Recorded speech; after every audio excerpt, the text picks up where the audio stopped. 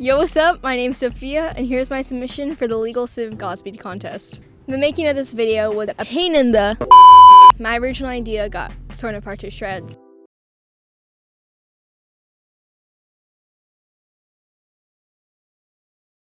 Yo, Ethan, are you down to film some skate clips for the Legal Civ Godspeed contest?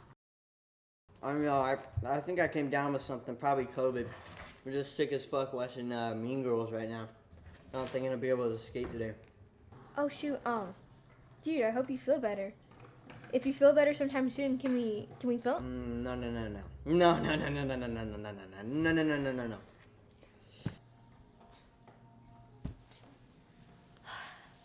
Stupid ass. I want to follow Mean Girls. Mean Girls. So, I had to resort to a plan B. I thought to myself, what the hell am I gonna do now? Then I remembered, who's someone who always has time to do stuff and will always be down to film with me? Old people. Plus, they're way cooler. So for this video, I'll be interviewing a past skater and a current skater on their experiences with skating. Enjoy. Yo. MF Doom. What was it like growing up and skating in the 90s? It was interesting. I started skating late 80s. So by the time the 90s came around, as far as my experience is concerned, it was a big mesh of, as far as my experience and the guys I was skating with, you had a coexistence between skateboarding and graffiti. So it was two worlds meshed into one, and it was just a lot of fun, morning to night, skate all day. I would skate in Lower San Gabriel Valley, East Los Angeles, and then deep in the San Gabriel Valley because I would go visit my dad. I had separate groups of friends that I would skate with in both different cities. Back then you had skate crews, and we would do graffiti as skaters, and sometimes we were in graffiti crews too. So it was just a lot of fun. It was just nonstop fun. It was, for me, as an exploration, because of the graffiti element. I was already in love with art. It expanded my horizons as far as my interest in art and music. When I first started skating, I was hardcore into punk, and then I got into Boogie Down Productions, KRS-One, Tribe Called Quest, and then a lot of reggae and stuff like that. So it was a beautiful thing for a creative kid. So why'd you start skating? It's hard to say. I don't know. Even now, I've always been interested in just different things, unconventional type sports and whatnot. Now it's, I don't know, but once I started skating, I mean, we kind of started with the whole poser style. You're skateboarding on your knee. I had the swap meet skateboard. Then I graduated to a Nash. You never heard of that. Then I got a Veriflex. You never heard of that. And then I got my first Alva Dagger. And then I was, the Bones Brigade was super big. So then I got my first POW board. And then I just got really good. I started skating every day, all day. And I just started progressing a lot. But it's, I don't know what led me there. But once I got in, I was hooked and I was in love with it. So how is the culture for Chicano in the skate scene? Well, it's hard to explain because, like, as a kid, if I was watching Family Ties, like these sitcom shows where, with Anglo families, you would enjoy the shows, but you would feel like you obviously knew it was like a whole nother world. It was like we weren't them, they weren't us, but it was just different, okay? Now, if I watched, Anglo kids on the skate video, I didn't see it like that. I just saw it as guys that were skating, and I looked up to them, and maybe they were my favorite skaters. So it was more of a unified deal. Now, but in my era of skating, I caught the tail end of the 80s and then in the early 90s. It was actually cool, and we, I guess we felt our staple in it. Like, as far as my demographic, all my friends I skated with were Chicano and Asian. Okay. So, the Venice culture was interesting because it mashed the Chicano culture and skate culture and surf culture into one. So I gravitated toward that. So I remember when, I started really gravitating toward that, and I found my place as a skater in that era and that scene. My experience, my demographic. So I started dressing like that. I'd wear khakis, flannels, and my LA Kings hat and Raiders hat. My mom was going nuts. Like, what are you? Are you turning into a gangster, whatever? She would freak out on me. She'd get pissed off. But because I was gravitating toward that. And, but at the end of the day, I was just a skater. And, I was who I was. But, when you're in love with that sport, it doesn't, I was who I was, but it didn't matter. I just felt like everyone was trying to learn off each other and get better. So what skate spots did you hit up growing up? That was a good amount. But so for us, what happened that was really big was they built a skate park in East Los Angeles off Atlantic Boulevard, actually not far from here, maybe about a mile down. Skate parks were different back then. They're far and few, like there wasn't many, and they were privately owned, So this one was owned by a mailman whose son skated or something like that, and all the vert ramps were made out of wood. Once that opened, I was there daily, and it was amazing because, us street, like skating kids, we didn't have access to vert like that. You might find a pool somewhere. But that's where I really learned, and I got good, and I got to see pros there all the time, and that was really big. There was a junior high that I went to. The gym that was attached to it, there was these banks. We would move the parking blocks on top of the the banks and skate off them. I was really into steps, ollie off steps, rails, all that stuff.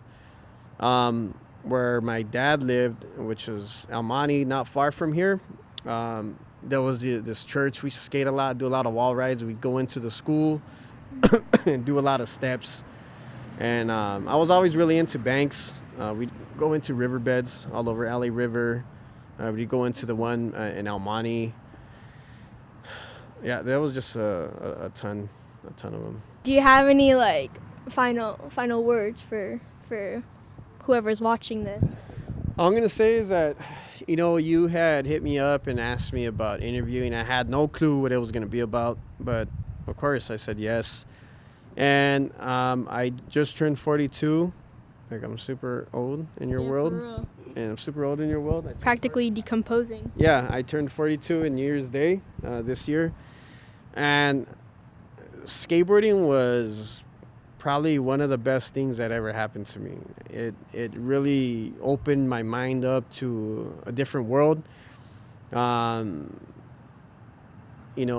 you said, I was this Chicano kid, but I was interested in what was going on in the UK and stuff like that. And it influenced me big time as an artist. It helped really determine who I was as an artist. The color schemes I use came from the late 80s, early 90s skateboarding, like, a lot of the SMA graphics, all that stuff. The Mark Gonzalez themed boards, from Vision, a lot of ultraviolet colors. It really determined who I became as an artist and what I did career-wise and whatnot. I'd recommend anybody do it, get a hold of it. It's not a crime. But at the same time, you see this wall right here? Skaters come all the time. We live here, and I want to whip their ass sometimes. You know what I'm saying? Yeah. So, but yeah. I love skateboarding, and I still skate sometimes. I got two complete boards. I got a Jason Jesse Virgin Mary board, and I got a Rob Roskop. Actually, I had that board when I was like 10, 11 years old. And I got a complete, reproduction board, and I'll go skate every now and then. I miss it, certain smells, colors, things take me back to that era, and that was one of the best things that ever happened to me. All my friends that were involved with it at one time, we all still share, stuff on Instagram related to that. I'll tell you this, in working in motion picture and stuff, I've worked around a lot of celebrities. I've met celebrities, but the very first time I got starstruck was when I went to a Tony Alva art show, and he was there, Josoi, um, Lance Mountain, all these cats, Cab, and me and my buddies were like starstruck. We were quiet. We didn't know what to say. We are just like, Yeah. and these guys are like our height and shorter than us, so it's funny. Shorter than you? Yeah, because they're all short. You know what I mean? So yeah, it was funny, and that's how much skateboarding influenced me and us. So yeah, it was a beautiful thing. I'm glad it was created. Yeah. I'm glad it happened. Wow. That's pretty inspirational. Like, I will say that's pretty inspirational. But, like, I don't know. I totally get, like, how you're saying, like, skating just, like, is just, like, a whole nother outlet and, like, it really expands your creative side. I will say, like, I totally agree on that. So, yeah. Thank you so much for letting me interview you. This is my Uncle G.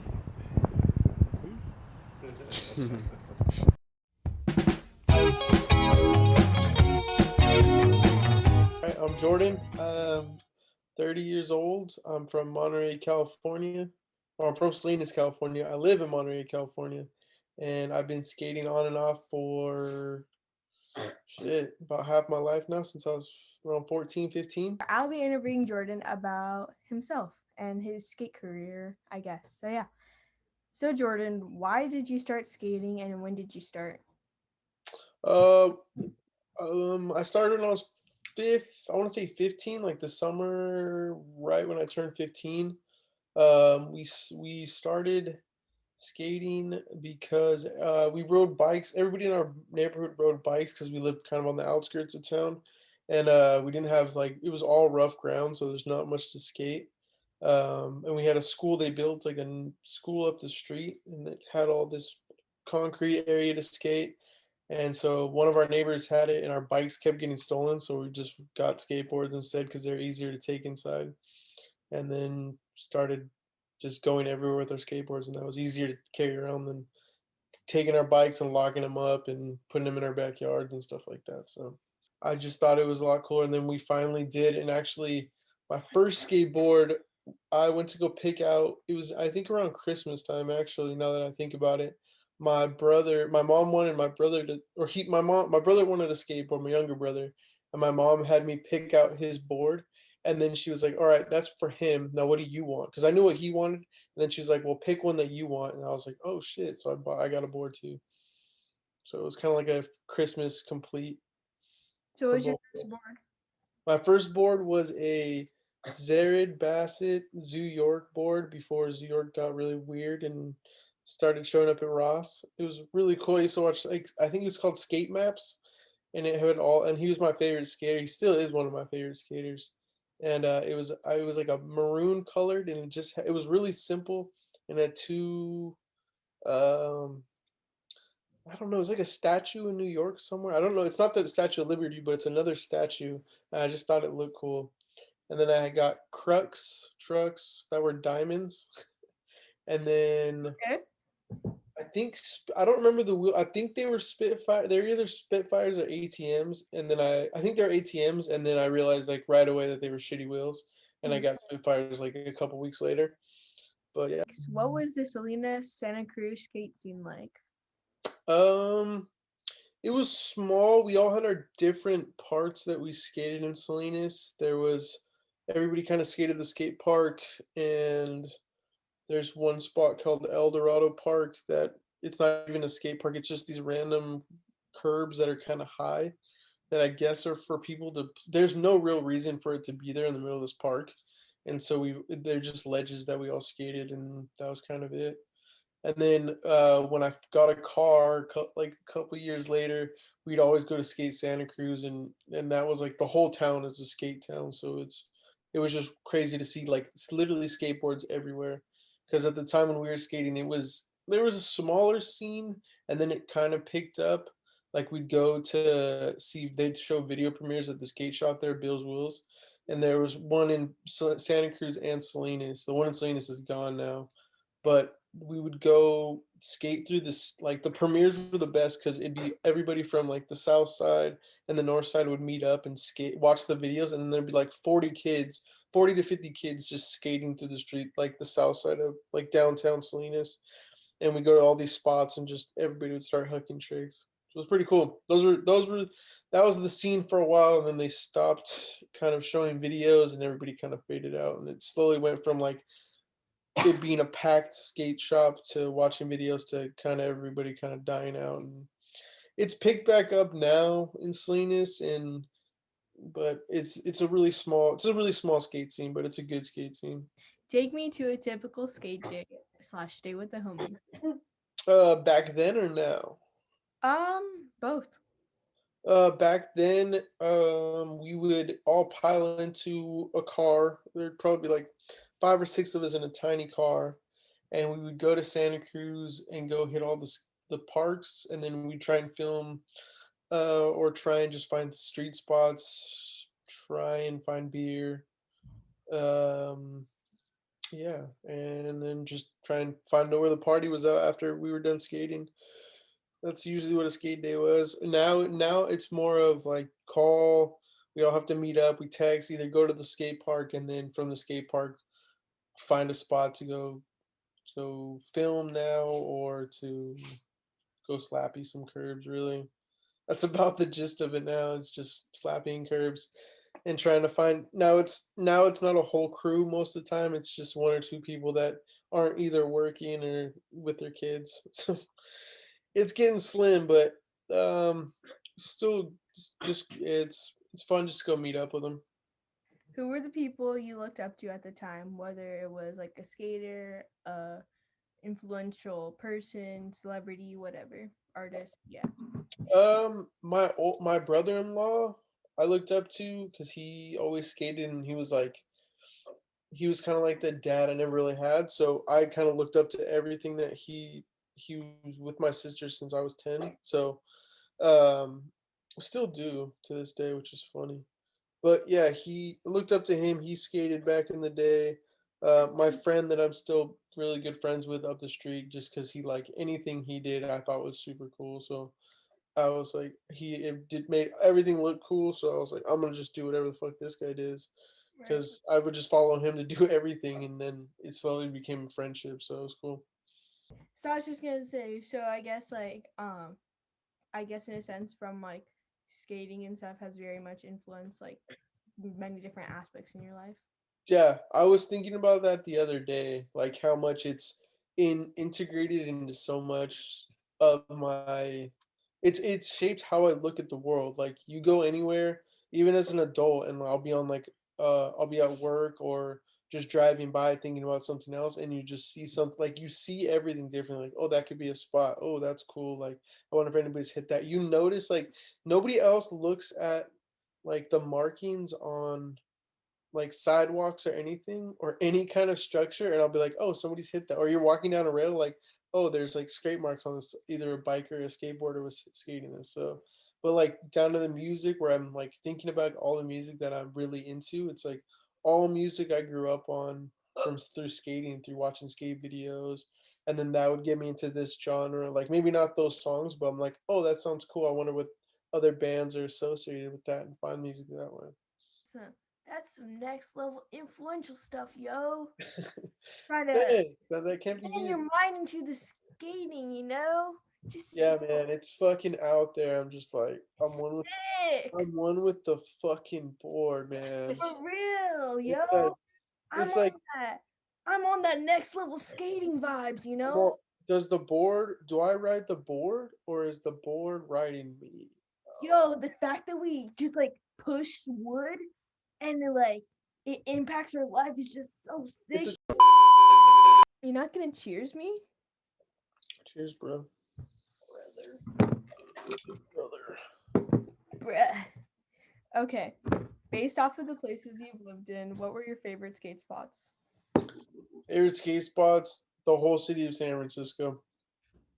I lived there for 2.5 years, almost, oh, 3 years, and just the whole city is just a fun place to skate. even if you're not skating the gnarliest hills, just some of them to go down. I would take them when I was going to school. I just get I couldn't stand being in the bus around that many people for that long, so I just get off and try. My game was to try and race the bus down the street to get to class, and every time I did that, it would just give a rush to like get to class and be awake and Right. wouldn't fall asleep. But just all the different spots like Third and Army, fun to skate. We met like international skate people that were skating, amateurs that were skating that came with us to the city. It was pretty cool. Yeah, some guys from like Canada were there one time. We skated with them for a long time. China Banks, just all like the Fort Miley. That's always fun to skate. These little spots that are made to skate. Like you would think somebody actually made them just to skate, and they're just parts of the city that it's like a playground for skating. So yeah, probably that. And then there's this weird ditch when I lived in Long Beach that's right on the beach. It's in a lot of videos and stuff. That's just this like fun little like what is it?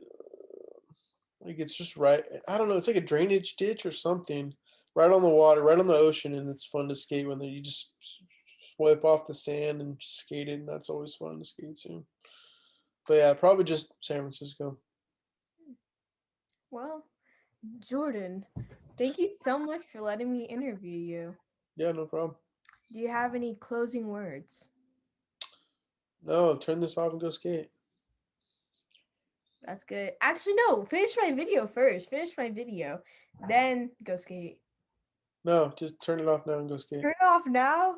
Yeah. Okay, you know what? We're just gonna end this now because you're not a kid. You're not. Okay.